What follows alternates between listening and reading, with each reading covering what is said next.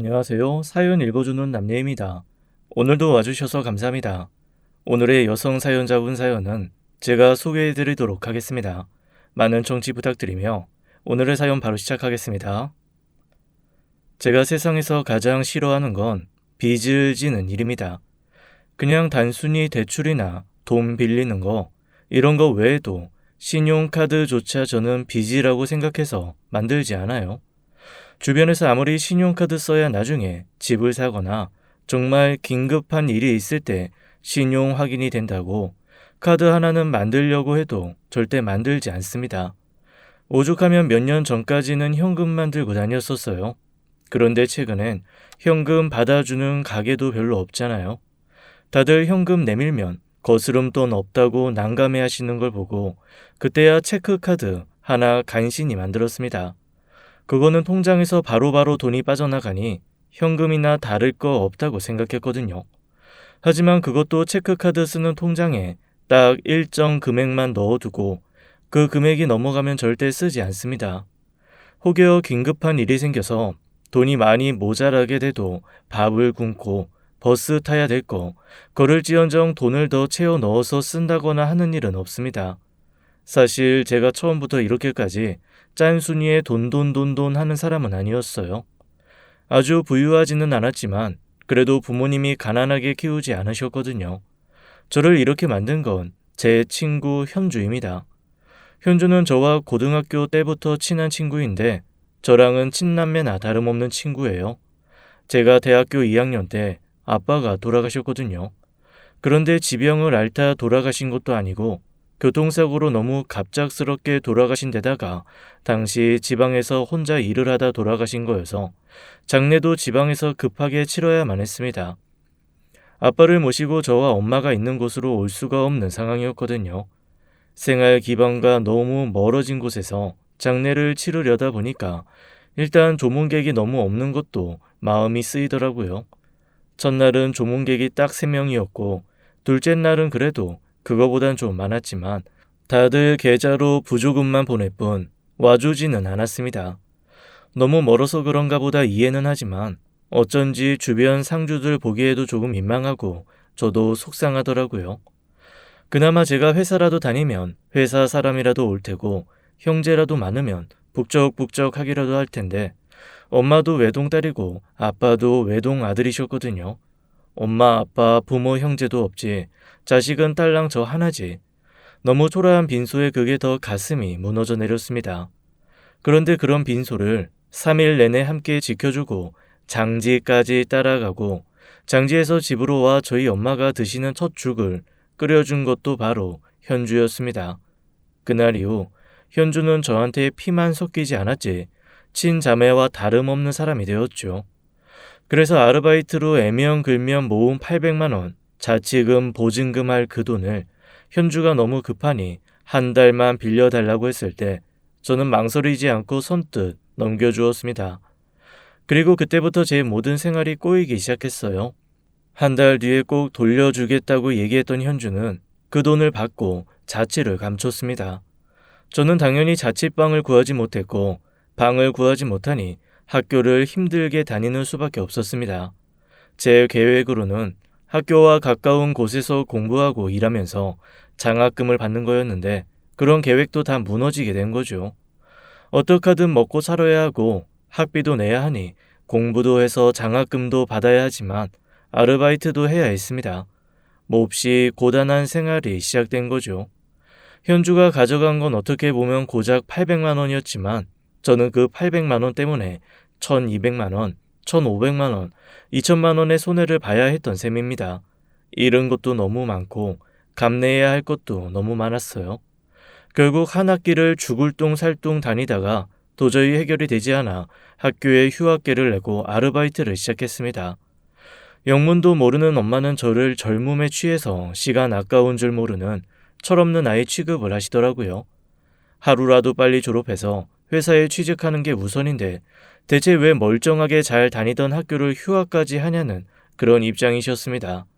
차마 현주한테 돈 빌려준 게 이렇게 일파만파 커져서 제가 돈을 벌지 않으면 학교도 다닐 수 없고 집도 구할 수 없는 상황이라는 얘기를 할 수가 없더라고요.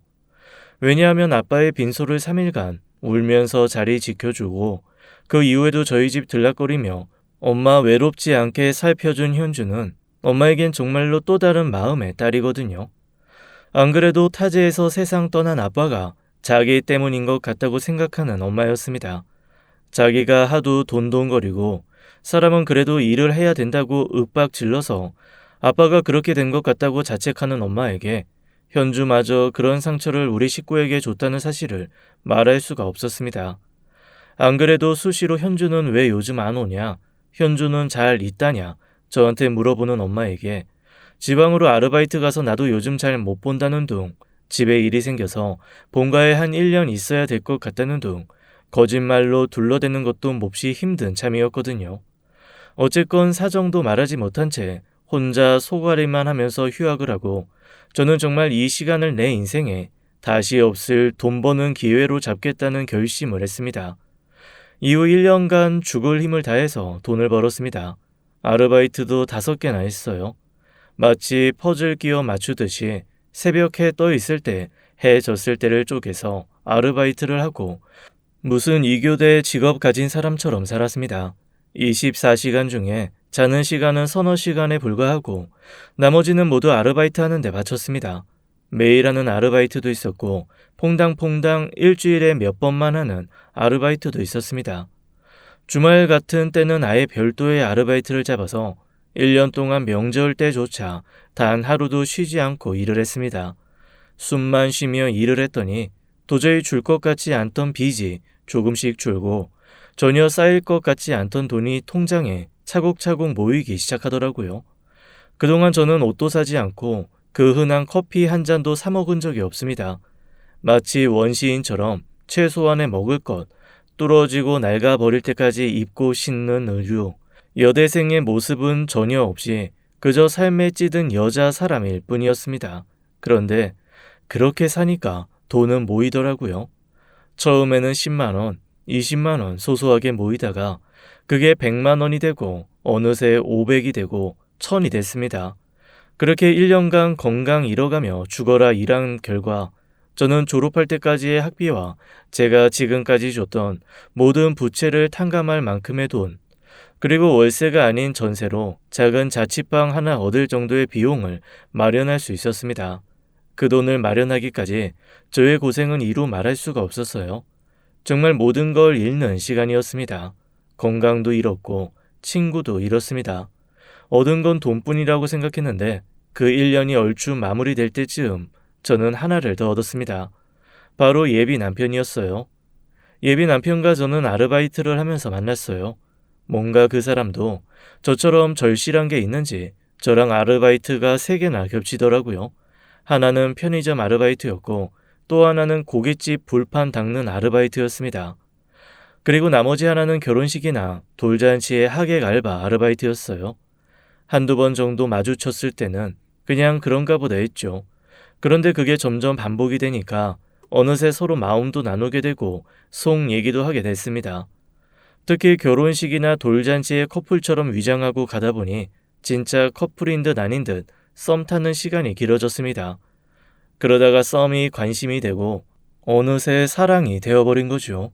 그 누구에게도 말 못할 자기 사정도 서로 나누면서 우리는 사랑을 넘어 일종의 전우애가 생기기 시작했습니다. 저는 친구가 제 돈을 들고 튀어버리는 바람에 점점 일이 꼬여서 돈을 벌기 시작했다고 했고 그는 딱 한마디 살려고 돈 번다고 하더라고요. 그런데 그 얘기가 몹시 가슴에 깊이 와서 닿았습니다. 사실 살려고 돈 버는 게 맞잖아요. 그렇게 시작된 저희의 연애는 정말 짠내가 풀풀 났습니다.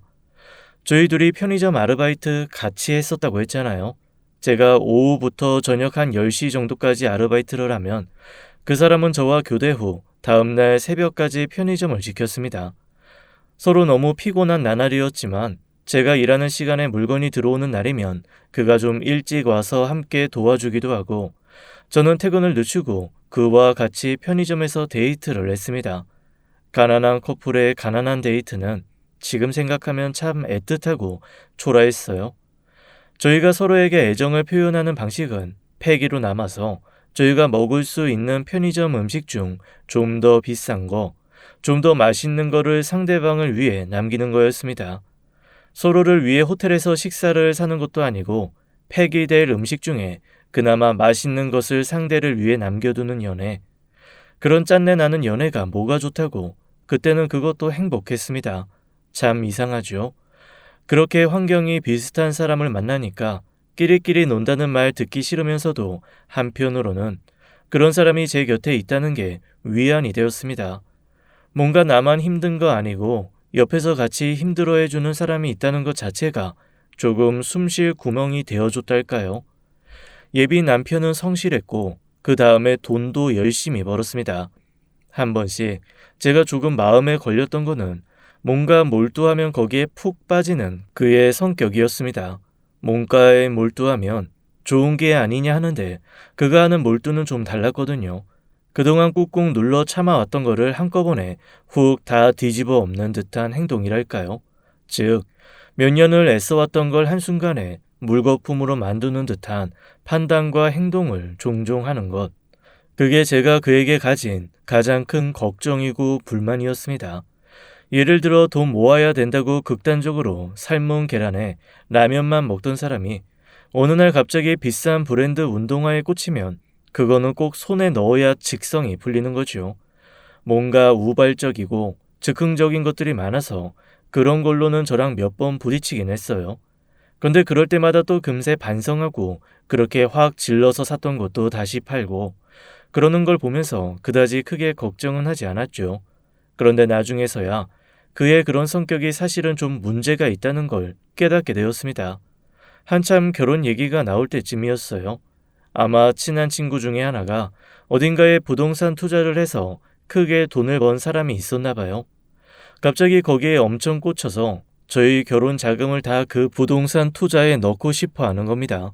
저는 당연히 결사반대했죠. 카드도 안 만드는 안전제일주의인 제가 그런데다가 도박처럼 무언가를 투자할 리가 없잖아요. 그랬더니 저한테 갑자기 버럭 화를 내면서 이런 식으로 조심성 있게만 움직이면 우리는 평생 가난을 친구처럼 데리고 가야 된다며 과하게 저를 몰아붙이는 겁니다. 사람이 좀 과감하게 투자할 때 투자할 줄도 알아야지. 쪼잔하고 손작아서 진짜 답답해 죽겠다. 우리 결혼하고도 이럴 거야? 이런 식이면 우리는 평생 바닥 인생일 거라고. 그는 정말 너무한다고 저한테 있는 대로 화를 냈습니다. 그러면서 몹시 의미심장한 말을 한마디 하더라고요. 아유, 내가 진짜 큰 돈 벌던 그때가 그립다. 그게 무슨 소리야? 큰 돈 벌던 그때라니? 그러자 예비 남편이 살짝 당황하면서 그러더라고요. 나도 한때는 좀 큰 돈 벌었었어. 그래서 돈 버는 냄새를 안다고. 일단 사람이 투자를 해야 뭐든 오거든. 나도 그 큰 돈 벌었을 때 배웠어. 과감하게 투자하고 이것저것 생각하고 기획하고 좋은 사람들이랑 팀 이뤄가지고 그렇게 움직이면 그때부터는 큰 돈 번다고. 내가 다 경험이 있어서 하는 얘기야. 그래, 벌어봤으니 뭔가 보이는 게 나보다는 있겠지. 난 그래도 좀 자금이 모일 때까지는 안전하게 가고 싶어. 나 불안한 삶 이제 너무 싫어. 내 손에 쥐고 있지 않으면 그게 천만금이라도 내 거가 아니라는 거 나 너무 잘한다고. 아유, 무조건 은행만 믿고 안전제일주의로 가면 절대로 사람이 큰 돈을 만질 수가 없어요. 과감할 때는 과감해야지. 그리고 돈은 버는 게 아니야. 이미 누가 가지고 있는 걸 나한테 가져오는 거지. 돌고 도는 그 텀을 나한테 맞추는 거라니까. 자기야, 내가 얘기했잖아. 나는 큰 돈 필요 없어. 그냥 내 주제에 맞게, 내 수준에 맞게 얌전하게 살고 싶어. 그리고 안전제일주의가 뭐 어때서? 돈이라는 건 언제든 있을 수도 있고 없을 수도 있는 거잖아. 나는 그냥 안전하게 내가 감당할 수 있을 만큼만 누리면서 살고 싶다고. 그리고 결혼이라는 거는 우리가 같이 미래를 준비하는 과정이잖아. 그 과정에 안전함이 빠지면 대체 뭐가 남겠어? 제가 아무리 이렇게 얘기를 해도 예비 남편은 그저 저를 한심하게 생각할 뿐이었습니다. 그러더니 결혼 전에 자기 머리 좀 식혀야겠다고 지금까지 일만 하며 혹사해온 스스로에게 휴식을 좀 주고 싶다고 하더라고요. 혼자서 여행을 다녀오고 싶다고 하길래 조금 서운하기는 했지만 그러라고 했습니다. 결혼 스트레스가 여자한테만 있는 게 아니라 남자한테도 있다는 얘기 친구들한테도 익히 들었었거든요. 결혼 준비하면서 연애할 때보다 훨씬 더 많이 싸운다는 말도 들었고요. 그래서 저는 그냥 이참에 조금 고단했던 일상을 벗어나 예비 남편이 약간 기분을 리프레시하는 기회가 되기를 바라기도 했습니다. 그래서 편안하게 여행 다녀오라고 보내줬죠. 제가 바란 대로 한 열흘 정도 혼자 동남아 배낭 여행을 다녀온 예비 남편의 얼굴은 환하게 바뀌어 있었습니다. 그리고 그때부터 어디서 났는지 결혼 준비에 큰 돈을 펑펑 쓰기 시작하더라고요. 제가 대체 무슨 일이 있었길래 이렇게 큰 돈을 펑펑 쓰냐고 했더니 그냥 웃으면서 넘어가다가 이렇게 말하는 겁니다. 나 카지노에서 돈 좀 땄어. 카지노? 당신 도박했어? 도박은 무슨, 그냥 게임 즐기는 거지. 내가 무슨 몇 날 며칠 거기에 숙식을 했냐? 전 재산을 퍼붓기를 했냐? 그냥 딱 200불 가지고 불렸다니까. 아니, 사람들이 그랬거든. 카지노 가서 돈 버는 방법은 딱 하나라고. 그냥 거기서 주는 음료수 배부를 때까지 마시고 나오는 거. 그거 외에는 돈 아낄 수 있는 방법 하나도 없다고.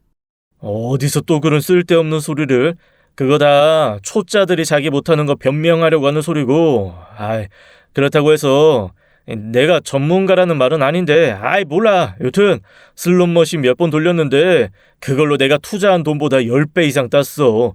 꽁돈이잖아. 꽁돈은 즐기는 거야. 사실 거기서도 저는 한마디 하고 싶었습니다. 꽁돈은 즐기는 게 아니라 정말 공짜로 하늘에서 주어진 선물이니 잘 보관했다가 정말 써야 될 때 써야 된다고 생각했거든요. 하지만 여기서 또 한마디 하면 예비 남편과 정말로 크게 싸울 것 같아서 그냥 그때는 아무 말도 없이 가만히 있었습니다.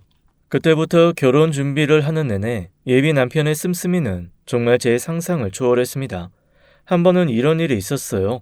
엄마가 아주 당황스럽고 놀란 목소리로 저한테 전화를 하시더니 슬그머니 이렇게 물어보시는 겁니다. 예, 박서방, 어디서 뭐 큰 투자 받았니? 아니, 그런 얘기 없었는데. 무슨 투자를 받아?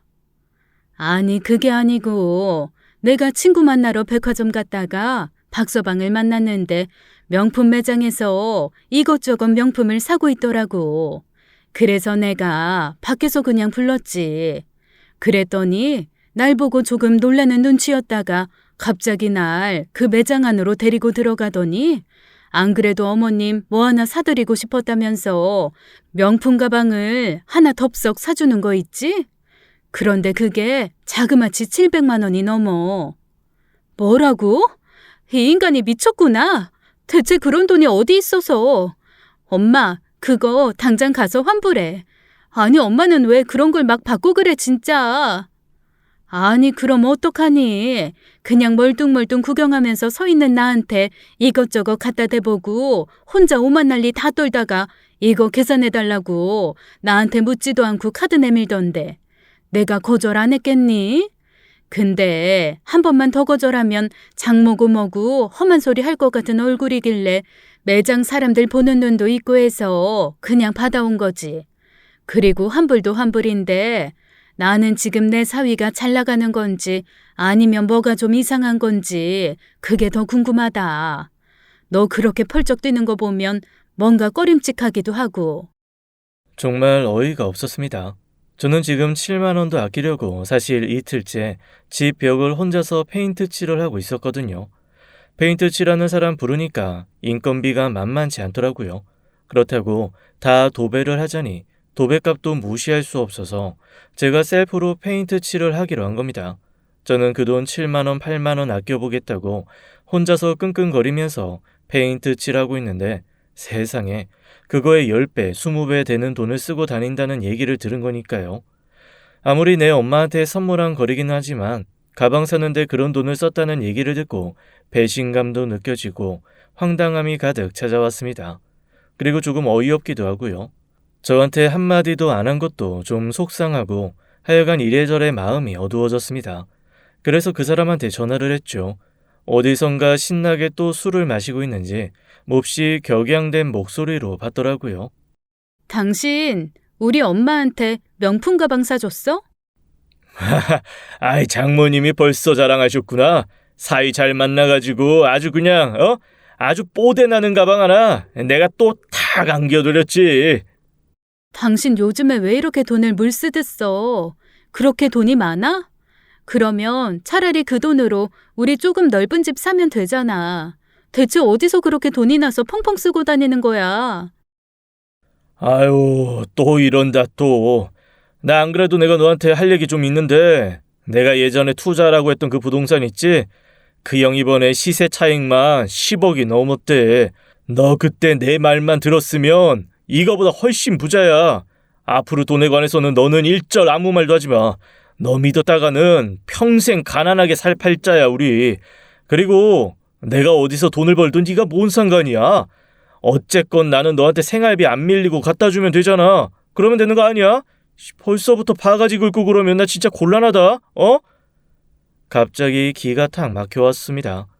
일단 예비 남편의 쌀쌀 맞은 목소리도 너무 어이가 없었고 그의 뻔뻔함에 갑자기 이 결혼해도 되나라는 생각까지 가더라고요. 그렇게 심란한 하루하루가 흘렀습니다. 친구들은 제 속도 모르고 결혼하니까 좋냐고 놀리기 시작했어요. 제가 정말 건강 잃고 친구 잃고 돈 버는 거에만 매진할 때 그래도 제 손 놓지 않고 옆에 있어준 고마운 사람들이죠. 아유, 드디어 우리 짠순이가 그래도 남자 만나 결혼을 하는 걸 본다. 혹시 우리 결혼식 때 가서 맹물만 마시고 오는 거 아니냐? 야, 물만 줄 거면 미리 말해. 소금이라도 싸가게. 그러니까 너 결혼식 때 밥은 줄 거지? 혹시 김밥 한 줄 놓고 그러는 거 아니야? 스스럼 없는 친구들이어서 그런가 놀리는 듯 비난하는 듯 살살 이런 말을 하면서 제 속을 또 슬그머니 긁더라고요. 솔직히 말하면 친구들 만나면서 제가 밥 한 번 제대로 산 적이 없기는 합니다. 그래도 끝까지 저를 친구라고 그래도 어디 갈 때 불러주고 자기네들이 먼저 너는 밥값 내는 거 싫어하니까 그냥 앉아서 밥이나 먹으라고 해주는 고마운 친구들이죠. 그 아이들한테라도 뭐라도 말을 하고 싶은데 그 친구들 분명 제가 예비 남편이 엄마한테 명품백 사준 걸로 지금 이렇게 심란해하는 걸 알면 저한테 엄청 또 한 소리 할 거거든요. 이래저래 아무한테도 말할 수 없는 제 속사정에 그냥 가슴만 답답해져 왔습니다. 그런데 그중 한 친구가 그런 제 가슴을 더 답답하게 만드는 얘기를 툭 던지더라고요. 아, 맞다. 너희 현주 기억나? 제 귀가 번쩍 뜨였습니다. 저의 이 모든 상황의 원인 제공자, 피 같은 800만 원을 들고 튄 현주의 이름이 여기서 튀어나올 줄은 상상도 못했거든요. 제가 눈을 동그랗게 뜨고 물어봤습니다. 김현주? 김현주 말하는 거야? 그래, 한때 네 절친, 네 영혼의 동반자로 소문 자자했던 그 김현주. 나 얼마 전에 걔 길 가다 만났잖아. 내가 지금에서 하는 말이지만 걔한테 200만 원 빌려줬었거든. 그 200만 원 갚지도 않고 싹 튀어가지고 내가 이제나 저제나 아주 내 손에 잡히면 10배로 받아낸다고 내가 진짜 단단히 결심하고 있었는데 어휴, 걔 완전 인생 조진 얼굴이야. 인생을 망친 얼굴이라니? 그게 무슨 말이야? 나 처음엔 김현주인 줄 몰랐잖아. 그런데 걔 목 뒤에 엄청 큰 점 하나 있잖아. 우리가 놀리면 그거 돈 들어오는 복점이라고 엄청 자랑했던. 그 점 보고 알았다니까. 그렇게 큰 점은 드무니까. 그래서 내가 김현주 아니냐고 딱 잡았더니 얼굴이 하얘지면서 뒷걸음질 치더라고. 내가 그 자리에서 잡고 너 어디서 뭐 했냐? 어떻게 이렇게 아무런 소식도 없이 있다가 나타나냐라고 했더니 아무 말도 없이 벌벌 떨면서 돈은 꼭 갚겠다고 자기 좀 보내달라고 빌더라고. 자기 지금 급하게 가야 될 때 있다고 아주 꽁지 빠지게 도망가려는 거 있지? 그래서 내가 그냥은 못 보낸다. 전화번호라도 내놓고 가라고 해서 전화번호 받아왔어. 수년간 잊고 지냈던 그 이름이 다시 제 귀에 들리는 순간 희한하게 어떠한 분노보다는 궁금증과 어이없게도 보고 싶다는 마음이 올라오더라고요. 이게 사람이 오랜 정이라는 게 참 그런 모양입니다. 그래서 그 친구에게 현주의 전화번호를 받았습니다. 그 이후에 그 친구가 전해준 얘기는 더 가관이었어요. 제가 제 삶이 바쁘고 고되고 무엇보다 아르바이트 하느라 사실 별다른 교류가 없었거든요. 그래서 몰랐는데 저뿐만 아니라 현주에게 돈을 떼인 사람이 한둘이 아니더라고요. 형주의 행방만 알면 가만히 있지 않겠다고 부들부들 떠는 사람이 생각보다 많은 상태였습니다. 아니, 걔는 이 많은 사람들한테 그 많은 돈을 다 받아서 뭐 했대? 아, 너희 모르는구나. 야, 걔도 사정이 딱해. 걔 보이스피싱 완전 크게 당해가지고 집까지 싹 날렸잖아. 그게 무슨 소리야? 나 처음 듣는 얘긴데. 다들 모르지 뭐. 내 사촌 언니가 그 보이스피싱에 연루돼서 피해 접수하고 피해자들 모임 나가고 했거든. 처음에 너무 손발이 덜덜 떨린다고 같이 가달라고 해서 따라갔는데 거기서 김현주 봤어. 그 피해자 모임도 웃긴 게 금액별로 사람들이 뭉친다? 우리 언니는 2천만 원인가 그랬는데 3천만 원 이하 피해액인 사람들 그룹에서 얘기 나누고 현주 걔는 수억 단위 피해 입은 사람들 사이에 있더라고. 그 다음에 들었지. 집 날린 젊은 여자 있다고. 그게 현주였어. 금시초문인 얘기였습니다. 아니 보이스피싱을 뭘 어떻게 얼마나 당했길래 온 식구가 이사 갈 집 자금을 날린 건지 친구 말에 의하면 중도금, 잔금을 보이스피싱 계좌에 넣었다고 했습니다. 집주인이 해외에 나가 있어서 바로바로 확인이 안 된 것이 화근이었다네요. 잘못된 계좌에 돈을 넣었는데 그게 보이스피싱 계좌였던 겁니다. 걔네 집 그것 때문에 온 집안 다 뿔뿔이 흩어지고 어떡하든 집이라도 한 채 살려보겠다고 여기저기서 돈 빌렸던 거 하나도 못 갚은 거래. 결국 지키려고 했던 집은 남한테 넘어가고 식구들은 다 뿔뿔이 흩어지고 완전히 풍비박산 났어. 그래서 걔한테 돈 빌려준 사람들 중에 일부는 그런 애한테 무슨 돈을 받느냐고 포기한 사람도 있다더라. 뭐 어떤 사람들은 그 사정도 딱하지만 내 사정도 딱하다 이러고 지금까지 눈에 불을 켜고 찾는 사람도 있고. 나도 사실 번호를 받기는 했는데 현주 얼굴 상태 보니까 지금도 사정이 그렇게 좋은 것 같진 않더라고. 그래서 그 200만 원 그냥 어디 기부했다 그러고 있어. 아니 그 표정이랑 그 얼굴 보는데 도저히 내 돈 내놔 이 기집애야 이 소리가 안 나오더라. 친구의 한숨 섞인 말을 들으면서 갑자기 마음이 복잡해져 왔습니다. 물론 그 800만 원 때문에 꼬여서 제 사정도 엉망진창이 됐지만 그런 일이 있을 거라고는 사실 생각을 못했거든요. 한편으로는 차라리 솔직하게 말을 좀 해줬으면 제가 이해라도 했을 텐데 왜 그런 말조차 하지 않았을까 원망도 됐습니다. 그런 말을 하지 못할 정도로 내가 못 믿어온 친구였나 싶기도 하고 하여간 이래저래 마음이 더 복잡해지더라고요. 그래서 그 친구한테 받은 현주의 전화번호를 한참 동안 들여다보기만 하다가 망설임 끝에 전화를 걸었습니다. 몹시 기죽은 목소리로 현주가 전화를 받더라고요. 저는 아무 말도 없이 가만히 있었죠. 곧 수화기 밖에선 흐느끼는 소리가 흘러나왔습니다. 아마 제 번호를 기억하고 있었던 모양이에요. 하긴 하루가 멀다 하고 몇 시간씩 붙들었던 전화 상대인데 그 전화번호 기억 못할 리가 없죠. 저는 현주에게 만나자고 했습니다. 야, 돈 달라는 얘기 안 할 테니까 얼굴 보자. 그리고 우리 엄마 너 궁금해가지고 아주 넘어가려고 그래. 다른 건 모르겠고 그냥 와서 우리 엄마 밥이나 한 끼 먹어. 우리 엄마 죽기 전에 너 보는 게 소원 중에 하나야. 내가 어머니 무슨 낯으로 보겠니? 우리 엄마 네가 무슨 짓 했는지 몰라. 그러니까 그냥 멀리서 일했다고 그냥 그렇게 얘기해. 일단 나 좀 만나고. 그렇게 저는 정말 몇 년 만에 제 절친 현주를 만났습니다. 근데 만나는 순간 진짜 눈물이 왈칵 솟아서 얼굴을 쳐다볼 수가 없더라고요. 차라리 번들번들 고생이라도 안 한 티가 나는 돈 많은 부티 나는 얼굴이었으면 머리끄댕이라도 잡고 뺨이라도 한 대 쳤을 겁니다. 그런데 피골이 상접해서 그 하얗고 깨끗하던 얼굴은 얼룩덜룩 관리 안 한 티가 역력했고 저한테 더듬더듬 변명을 하는 현주의 얼굴을 보는 것도 사실 너무 힘들었습니다. 그 얘기를 곰곰이 들어주기에는 사실 저도 그닥 넉넉하고 너그러운 상황이 아니었고 그렇다고 무작정 미워하고 원망하기에는 저와 그 친구가 지내온 세월이 너무나 깊고 진했던 탓이었어요. 한마디로 원망과 사랑, 애증이 복잡하게 뒤얽혀 대체 어느 감정에 춤을 춰야 할지 모르겠는 그런 기묘한 만남이었던 거지요. 저는 그냥 시간이 있으면 지금 집에 가서 엄마 보고 가라고 머뭇거리는 현주를 끌고 무작정 엄마 집으로 갔습니다. 엄마는 오랜만에 보는 현주를 보고 글쎄 눈물까지 흘리시더라고요. 아이고, 우리 딸내미. 간만에 봐서 좋은데 얼굴이 왜 이렇게 상했어?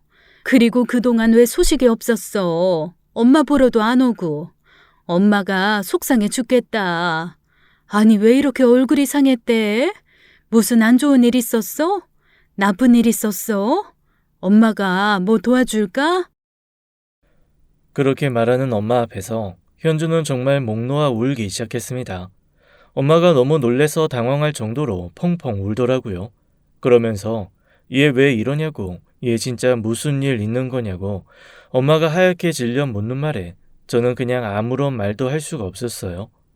한참을 울고 난 현주가 꺼이꺼이 눈물을 참으며 그동안 있었던 일들을 말하기 시작했습니다.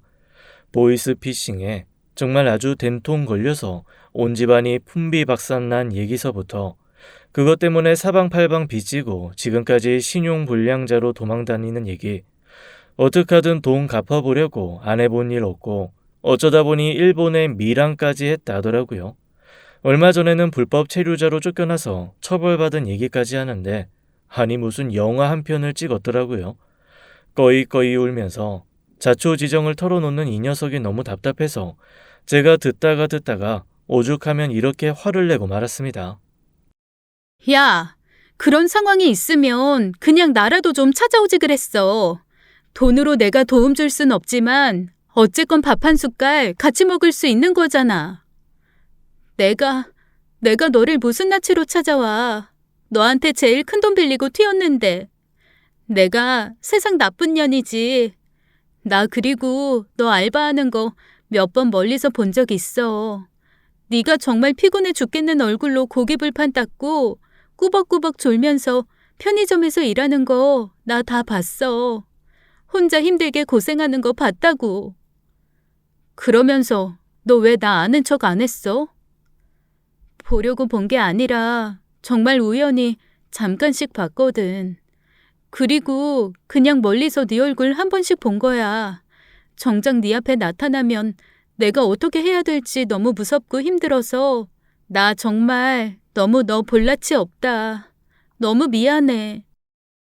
그제야 저희 엄마는 제가 그렇게 돈돈 하며 아르바이트를 했던 이유, 그리고 지금도 신용카드 하나 안 만드는 게 다 그때 현주가 제 돈을 들고 튀었던 그 사건 때문이라는 걸 그제야 아셨습니다. 엄마도 뭐 충격 받으셨죠. 딸이라고 생각했던 녀석이 자기 친딸 돈 들고 튀어서 그렇게 수년간 고생을 하게 만든 장본인이라는 걸 알고 나니 화가 난 거죠. 하지만 또 그러는 한편 피싱으로 모든 것을 잃은 그 녀석이 안쓰럽기도 하고 엄마도 뭔가 복잡한 얼굴이 되었습니다. 그런데 저희 엄마, 어른은 어른이시더라고요. 현주한테 이렇게 말씀하시는 거예요. 어쨌거나 사람 있고 돈 있었지 돈 있고 사람 있지 않았다. 지금이라도 정신 차리고 살고 있었으면 됐어. 그리고 그게 어디 네 잘못이니? 보이스 피싱하는 그놈들 잘못이지. 인생에 한 번씩 이렇게 큰 시련이 오기는 하더라. 어쨌건 나로선 딸 둘을 다 도와주지 못해서 그게 가장 걸리네. 그래도 돈 때문에 사람 잃는 일은 있어선 안 돼.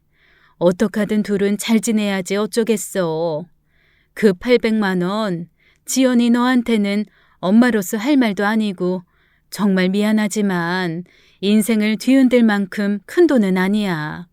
그걸로 사람 잃지 말고 그로 인해서 네가 또 이렇게 열심히 살 수 있었으니까 그냥 너도 용서하고 넘어가. 엄마의 그 말을 듣는 순간 저는 깨달아지는 게 하나 있었습니다. 이미 저는 현주를 오래전부터 용서하고 있었더라고요. 다만 그 용서할 대상이 제 눈앞에 나타나지 않아 그 제가 한 용서를 스스로 확인하지 못했을 뿐이었다는 걸요. 그렇게 너무 오랜 시간 묵혀왔었던 것 치고는 정말 쉽고 간단하게 저의 분노는 해결이 되었습니다. 그리고 참 이상하죠. 그렇게 긴 시간 떨어져 있었음에도 저희는 또 밥 한 끼 먹고 차 한 잔 마시고 사는 얘기 좀 나눴더니 금세 십수년간 친했던 그때로 돌아갈 수 있었습니다. 현주는 저한테 몹시 망설이는 얼굴로 봉투를 내밀더라고요. 저한테 전화 받은 순간 그래도 이거는 꼭 전해줘야겠다는 생각이 들어서 싹싹 긁어왔다며 400만 원을 저한테 건네주었어요. 내가 워낙 빌린 곳이 많고 갚아야 될 곳이 많아서 조금씩 나눠서 모으고 있었어. 그래도 네 이름으로 된 너한테 갚아야 되는 돈 모으는 통장에 돈을 제일 많이 넣고 있었어. 지금까지 모은 건 이게 전부지만 앞으로 더 많이 모아서 다 갚을게. 나 너한테 어떡하든 다 갚을 거야. 내가 다른 건 몰라도 네 돈은 꼭 갚을 거야. 사실 현주가 건넨 그 400만 원, 저 받을 생각 없었습니다. 이미 마음 다 풀렸는데 뭐하러 돈을 받겠어요. 그런데 현주의 얼굴을 보니 그 돈은 안 받으면 안 되겠더라고요. 그건 제 친구가 저에게 보이는 진심이었고 그 진심을 무시할 만큼 저는 잘난 사람이 아니었으니까요. 그렇게 현주와 저는 다시 오손도손 얘기를 시작했습니다. 결혼할 남자가 있다는 얘기도 했고요. 현주가 사진을 보여달라고 하는데 제가 사진으로 보면 나중에 직접 만났을 때 신비감이 떨어진다고 며칠 뒤에 있을 결혼식 가서 직접 보라고 얘기했습니다. 저로서는 요즘에 그 돈에 찌들고 탐욕에 찌든 예비 남편의 모습을 보여주기보다 그냥 결혼식장에서 조금 정돈되고 번듯한 모습을 보여주고 싶어서 그랬던 거였어요. 현주도 알겠다고 하더라고요. 그렇게 저의 가장 친한 친구가 참석하는 결혼식을 할 수가 있게 되었습니다. 안 그래도 정신없는 결혼 며칠 전 현주까지 나타나서 더 정신이 없었어요. 예비 신랑과는 이런저런 마찰이 있기는 했지만 그래도 서로 잘 대화하며 결혼 준비를 착실히 해나가기 시작했죠. 그리고 대망의 결혼식 날 제가 원하는 저렴한 메이크업 샵과 신랑이 하고 싶어하는 비싼 메이크업 샵 사이 거리가 너무 멀어서 저희는 부부임에도 불구하고 각자 샵에서 메이크업을 하고 식장에서 만나기로 했습니다. 저 사실 결혼식 그 몇 시간 동안 보여주는 화장에 그 큰 돈 쓰는 건 너무 싫었거든요. 아마 예비 남편만 이해해줬으면 제가 그냥 스스로 화장하고 갔을 수도 있습니다. 그나마 찾고 찾아서 좀 저렴한 곳을 찾았는데 예비 신랑은 자기는 죽어도 거기서 안 한다고 엄청 비싼 동네 유명한 선생님한테 할 거라고 버럭버럭 우기더라고요. 한 번뿐인 결혼식인데 제대로 하고 싶다나요? 아니, 남자가 화장을 하면 얼마나 한다고 저렇게 우겨대는지 한숨이 푹푹 나왔지만 이런 거 저런 거 다 싸우기 시작하면 결혼식 시작하기도 전에 헤어지자는 얘기가 나올 것 같았습니다. 그래서 일단은 한 번뿐인 결혼식인데 너도 그래 하고 싶은 거 해봐라 마음으로 참고 넘어가기로 했습니다. 그래서 저희가 다른 사람들과 다르게 부부가 각자 메이크업 하는 샵이 달랐어요. 현주는 제 가방을 들고 제 옆에 딱 붙어서 제가 메이크업 하는 내내 옆에서 눈물을 글썽이며 너무 예쁘다고 저를 힘나게 해줬습니다. 그렇게 식장으로 이동을 했는데 예비 남편이 아직 안 왔더라고요. 저는 신부 대기실에 들어가 있고 현주는 밖에서 이것저것 저한테 필요한 것들을 갖다 주기 위해 잠시 자리를 비웠습니다. 그런데 밖에서 시끌시끌하는 소리가 나면서 예비 남편이 도착한 것 같더라고요.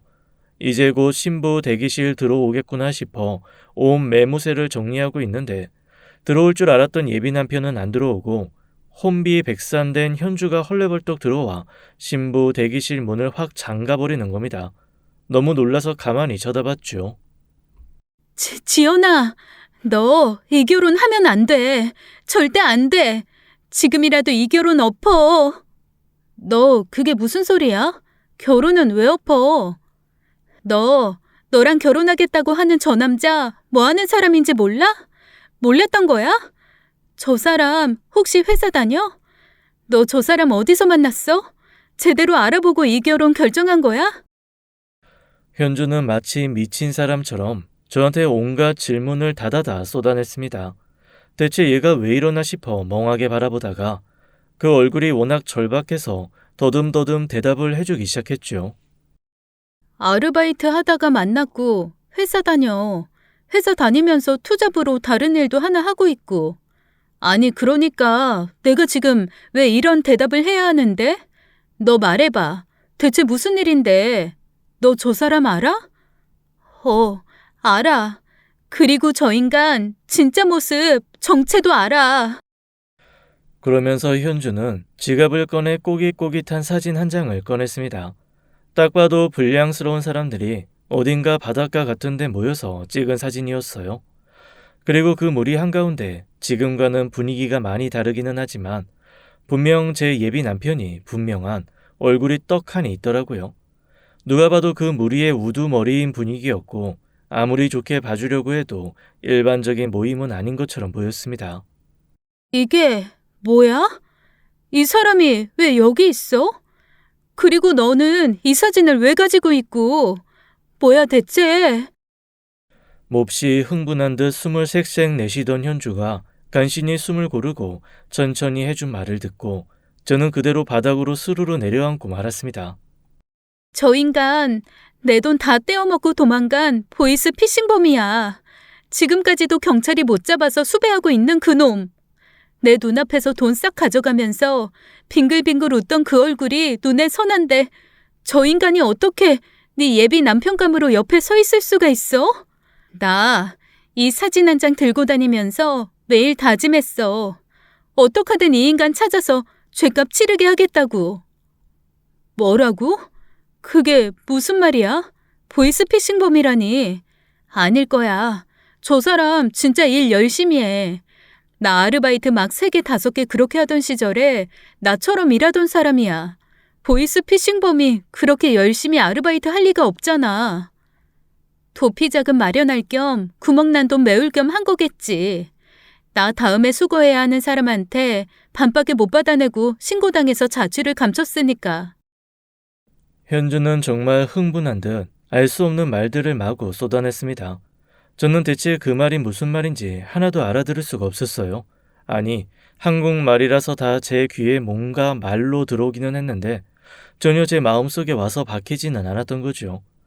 너무 황당하고 어이가 없어서 그냥 멍하게 있었습니다.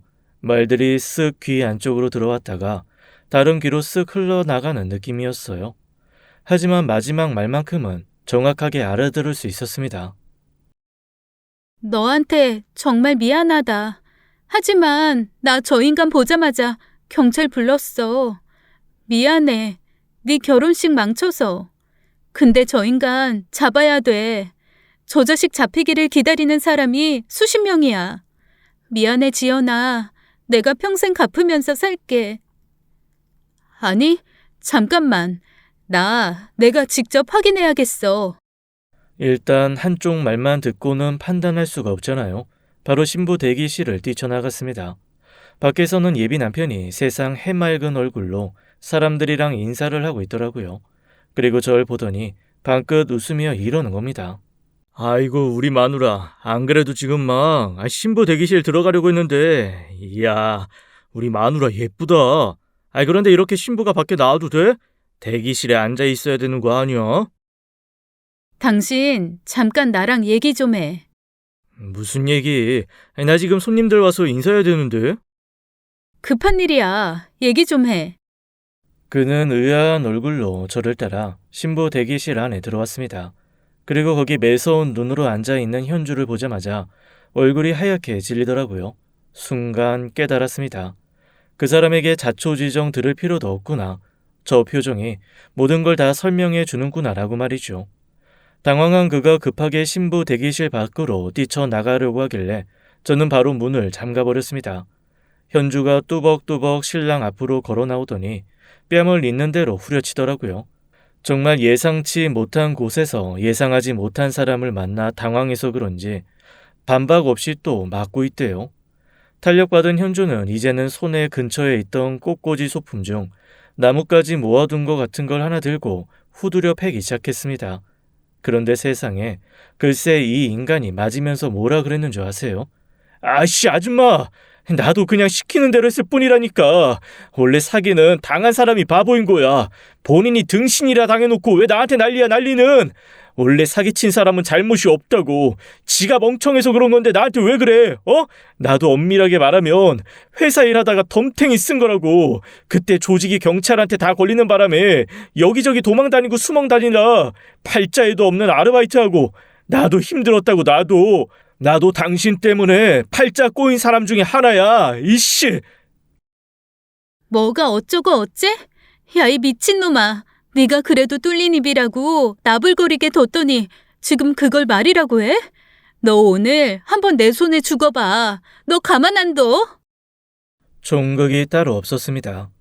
세상 제일 비싼 샵에서 신부보다 더 꽃단장을 하고 나타난 제 예비 남편은 제 가장 친한 친구에게 입을 털리듯 얻어맞으며 구질구질해지고 있었죠. 그리고 저는 그 옆에서 대체 내게 무슨 일이 벌어진 건지 멍하게 되짚어보기 시작했습니다. 네, 그랬던 겁니다. 제 예비 남편은 보이스피싱 중책이었던 사람이었어요.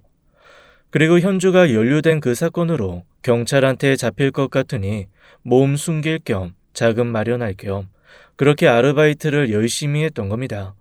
살려고 한다는 그 말이 정말 조직의 손에서 죽기 싫어 살려고 했다는 거였다는 걸 저는 미련하게도 그제야 알게 된 거죠. 뻔뻔하게 현주한테 험한 소리를 해대며 변명하고 협박하는 그 얼굴은 영락 없는 양아치 범죄자의 얼굴이었어요. 그동안 연애하면서 저한테 한 번도 보여준 적이 없지만 제가 한 번씩 미심쩍음과 불안함을 가지고 슬쩍슬쩍 느끼기만 한 그 표정들이었어요. 그리고 제 마음속에 약간의 찜찜함으로 조금씩 남아있던 것들이 다 이유를 안고 표면화되는 느낌이었습니다. 일반인 같지 않게 어딘가에 훅 빠지는 게 너무나 자연스러웠던 모습이나 한 번씩 동남아를 갔다 오면 씀씀이 커지고 돈 많이 쓰는 그런 모습들, 다 예전에 보이스피싱 할 때 연관됐던 사람들과 또 나쁜 짓을 벌이고 거기에 대한 대가를 받은 거였더라고요. 예비 남편은 저한테 온갖 변명을 하기 시작했습니다. 마음 잡고 잘 살아보려고 그런 거라는 둥, 정말 자기는 억울하다는 둥, 저로서는 이해할 수 없는 변명들이었어요. 일단 처음에 현주를 만나서 자기가 자기 입으로 쏟아낸 말들을 기억도 못하는 것처럼 서툰 변명을 내뱉는 그 자체가 가증스러웠습니다. 게다가 제가 그 사람이 했던 말을 가지고 물고 늘어지니 자기가 언제 그랬냐며 본인은 그런 말을 한 적이 없다고 발뺌까지 하더라고요. 신부 대기실을 촬영하고 있었던 카메라가 없었으면 정말 억울해서 펄쩍 뛸 일이었습니다. 저는 그 자리에서 예비 남편의 뺨을 후려치고 결혼을 엎어버리고 말았습니다. 제가 뺨을 올려붙이며 씩씩거리던 그때 마침 경찰이 들이닥쳤고 경찰에서는 망설인 것 하나 없이 딱 얼굴 보고 뭔가 확인하더니 수갑을 채우더라고요. 빼도 박도 못하게 된 거죠. 당연히 결혼식장은 아수라장이 되었습니다.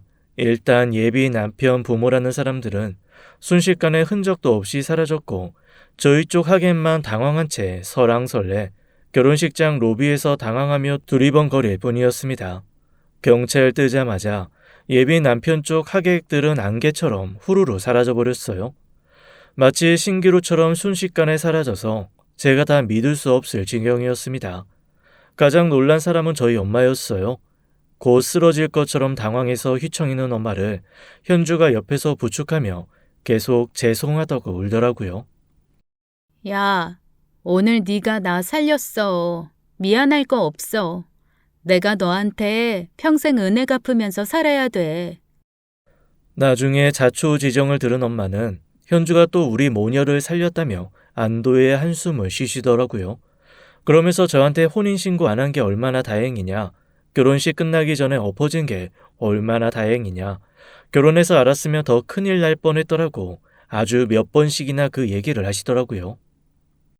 다행인지 불행인지 여튼 나도 하늘에 있는 네 아빠도 친척도 없고 친구도 없어서 부를 사람이 많지 않아서 그나마 간단하게 끝났다.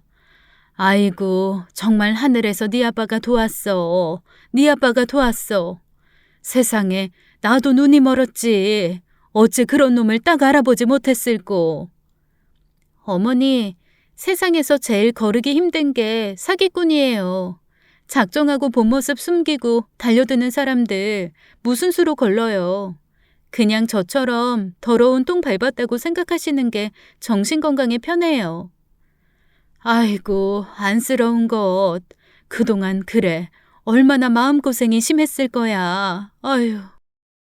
엄마의 말에 현주는 그 품에 안겨 한참을 울었습니다. 사실 저는 그런 얘기를 듣고 그런 광경을 보면서도 좀 멍했어요. 하얗고 예쁜 드레스를 입고 예식장 로비에 철퍼덕 주저앉아 공허하게 벽을 쳐다볼 뿐이었습니다.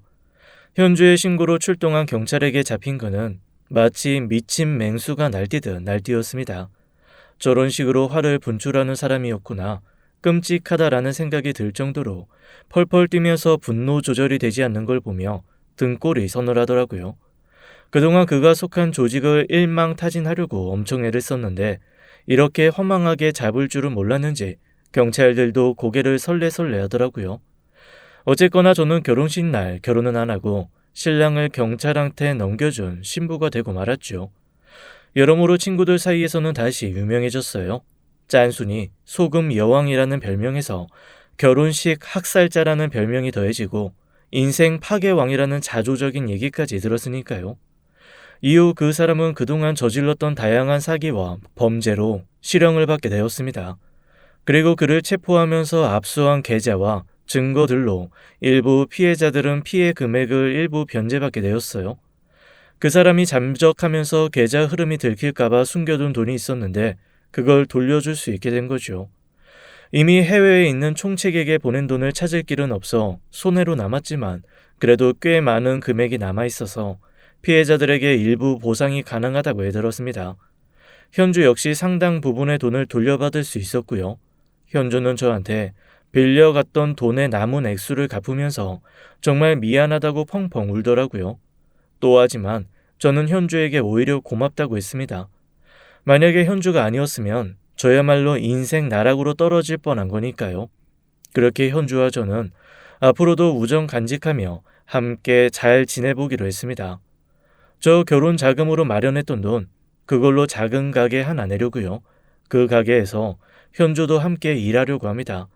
뭐 산전수전 공중전까지 다 겪은 저희 둘이니 가게 하나 정도 둘이 운영하는 거 크게 어려울 일 없겠죠. 아니, 서로 어려운 일이 생기더라도 저희는 어쩐지 함께 이겨나갈 수 있을 것만 같습니다.